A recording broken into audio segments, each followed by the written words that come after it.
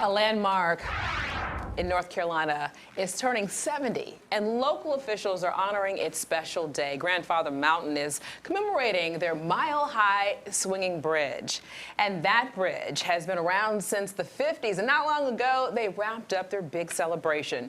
But what exactly is the big deal about the bridge? Well, we sent Queen City News reporter Derek Dellinger out to be able to find out.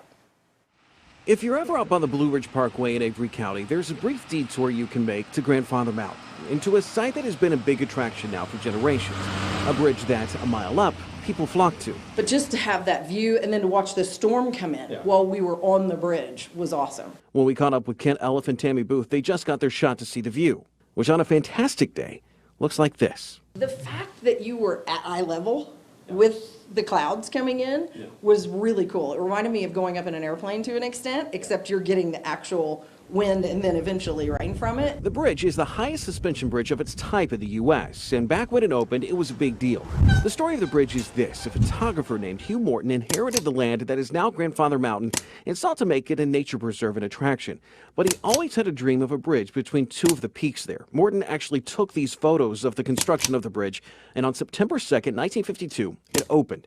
It's remained open since the mountain became a state park. It's a mile high up in elevation, hence its name, but it's actually only about 90 feet off the ground. We've had two bridges up here. The original bridge that was installed in 1952 until 1999, and then the new bridge, which is here, which came in place 99, 2000 until now. The old bridge swung a lot more horizontally than this bridge does. And the old bridge had a real reputation, one that has kind of extended over to the new one. This bridge doesn't move as much, so people aren't as intimidated, but it still swings, still high off the ground, so yeah, it definitely has a little bit of a fear factor. And when we went, it was one of those days where we saw the good and the bad of what Mother Nature can do up here. We had planned to go onto the bridge, but Grandfather Mountain is known for its wind and gusts for over 70 miles an hour.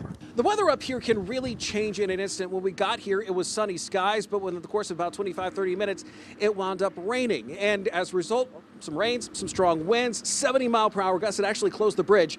But if you stick around long enough, you can hear the bridge sing. We have jokingly, internally started calling it the singing bridge because the titanium plates that are, the titanium steel rungs on the bridge have holes in them to allow air to go through, so on a windy day it hurts. Even on a cloudy and rainy day on the mountain, there's beauty to be found. I mean, it's a beautiful, gorgeous view. And a chance to savor. That's what makes the bridge so special, is that there's generational memories that happen there. And likely more in the generations to come. On Grandfather Mountain, Derek Dellinger, Queen City News.